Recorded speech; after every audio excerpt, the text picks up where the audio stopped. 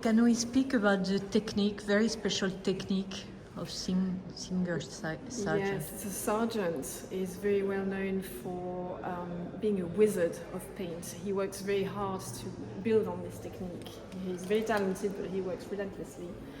And for instance, this portrait of his childhood friend, Violet Paget, known as Vernon Lee, that's her pen name, was done in just 2 to 3 hours when he was in London.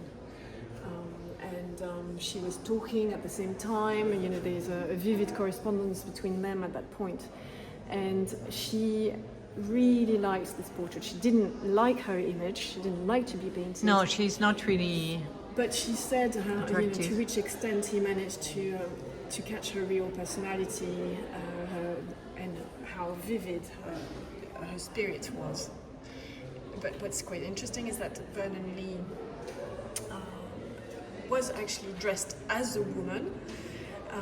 She's actually wearing a dress, but Sargent only highlights her masculine traits, which she actually favoured. She did not necessarily identify as a society woman, and that's also why she chose this pen name Vernon Lee, not just to be more easily published, but also because she was a real feminist, but did not like feminine appearances and frivolity. And why does he like so much the portrait?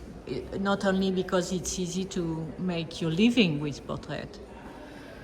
Well, I mean, if you had to make your name as an artist, if you had to make money, you had to find clients at the salon. So I think portrait was the genre that was favoured by young artists. And he succeeds in this. But every year at the salon, he also sends genre studies or landscapes. So he sees himself as a painter more in globally, general, and not just as a portrait painter at that point. And even in the UK, he moves there in 86, but he gets tired of portraiture and he gives up in 1907. And what can we say about what we learn about Sargent in this exhibition? What is very important about the modernity of what he does? I think what's really striking when you see the actual paintings, and not just reproductions, is how his technique allows him to do whatever he wants in paint.